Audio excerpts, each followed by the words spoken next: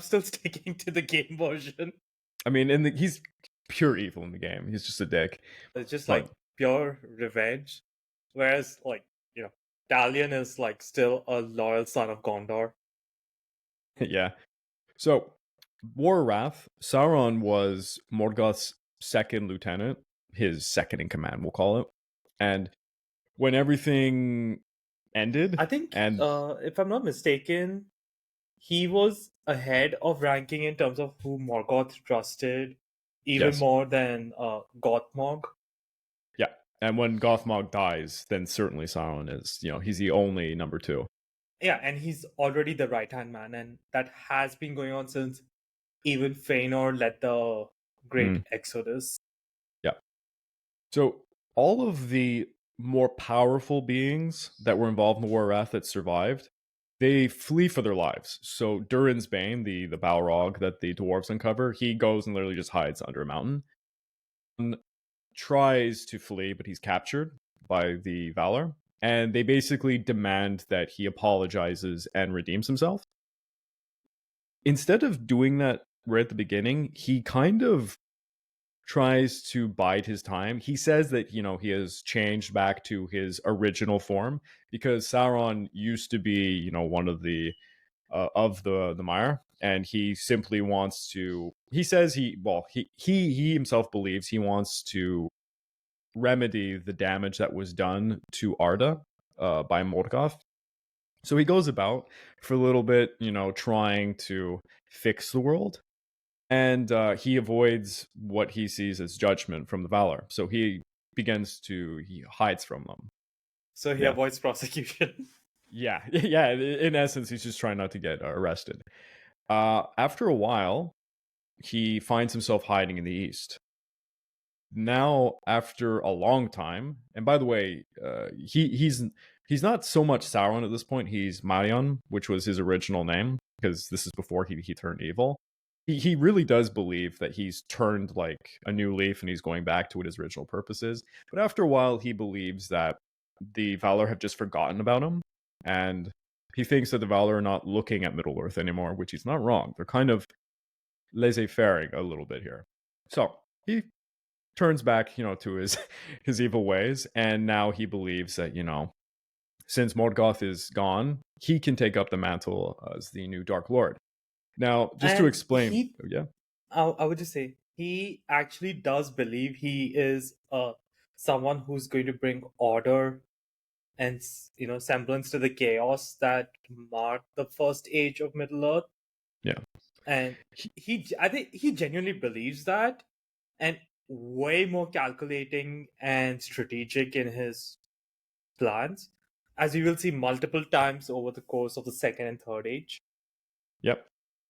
And I do apologize to the audience. By answering about 5 questions that were written by Gareth, I'm kind of going through like the history of Sauron's rise, and I'll get to what those questions were later. But to kind of explain, like Gareth was alluding to, all the characters at the highest end, the Valar and the Maia, that Tolkien had made, they all kind of have these traits, like they have these purposes, what they do.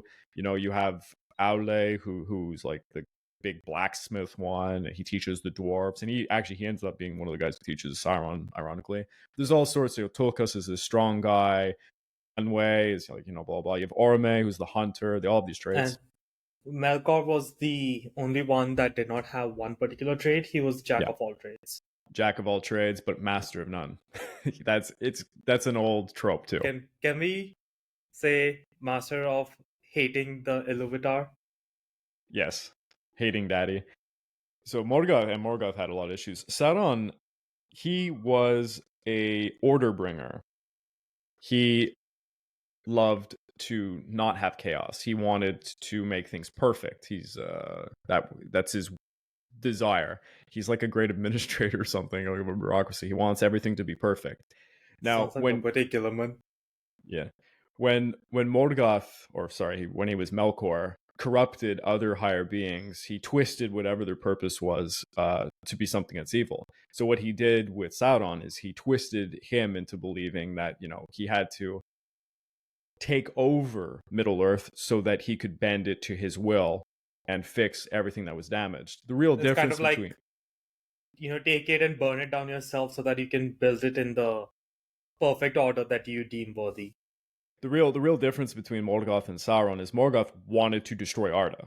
He simply doesn't. He doesn't even believe things should exist because he wants to be the guy who creates everything. So he wants to destroy it. Sauron doesn't want to destroy the world. He is perfect. He perfectly is happy with the world. He just wants it to bend to his will. So he just wants to take it over, conquer it. So that's kind of the real difference between them. And Sauron doesn't have daddy issues. He doesn't want because let's not kid ourselves. A big part of why Morgoth hates the elves and hates Arda is the creators of who was the creator of the two. That And was the Iluvatar, and yeah. he completely resented his father. And another thing, Morgoth, Morgoth already was aware that there was Valar eyes on him, and the more he used his power, the more he brought them into coming over and doing something about it. Whereas Sauron knows, because all the Maia know this, like Gandalf, Saruman, all of these beings, they understand that if they withhold using their greater power, the Valar will not do anything. They'll never interfere in Middle Earth. But if they go over and above, then they might incur the wrath. So Sauron So, actually but works by that within the logic, framework. if Sauron in the Lord of the Rings movies in the Third Age, if he used a lot of his higher power, so would we see like a host from Valinor just coming over the Great Divide and just wreaking havoc to Mount Doom? Yeah, no, that's what would happen, but he never does. So despite, everything that Sauron does, he does it within kind of this, we'll say, the rules of the game. Where, Gandalf is the same. Gandalf and Saruman, they have rules where they're not allowed to release their greater power. So yeah, they're all kind of playing with this. It's kind of crazy that even though they're not even showing their greater power, that they're still so incredibly powerful. Like, if like, I think if you just see like that scene from the War of the Last Alliance in the movies when Sauron just comes, like, isn't he like just swatting away companies of men and elves, like as if they are just nothing, they don't Yeah, exist. of course, it looks extravagant, but when I'm talking about power, it's the power to change Arda. So the great sin of Morgoth is he's like creating mountains and making all sorts of destruction and things rise up, and he's manipulating like the earth itself. Whereas, like if Sauron breeds orcs or something, that's not on the same level. So he never does anything. He never He goes doesn't too much. it's more sustainable, if you will. So it's not even a drain on his power because he spreads it over and builds up over time, which is why you would see, right? He spends so much time biding and knowing when to attack. It's actually a pretty admirable trait in the patience, because if it was Morgoth, you would have had war in like 100 years, while Sauron would be willing to wait 1500 years. Yep. Just gonna pull up the map again. Sauron, we're talking like Second Age, about 500 SA, you would say. He's working in the east and the south, so he's trying to cultivate the Haradrim and the Easterlings, and they come to fear him as kind of a god king. And he helps. He gives them knowledge, how to build towns, walls of stone, how to arm themselves with iron weapons. But soon the Numenorians begin colonizing the coasts of Middle Earth. They And start that is off. where that's where the foundations of the kingdoms of Gondor and Arnor. Yeah, the very early foundations. They begin to. They're just exploring Middle Earth because they're banned from going west. They can't go to the Undying Lands. So eventually they start going around the east. They're the great mariners. They have the ships. They found Actually, all sorts of I'm places. sorry. This is like a question I did not even ask you.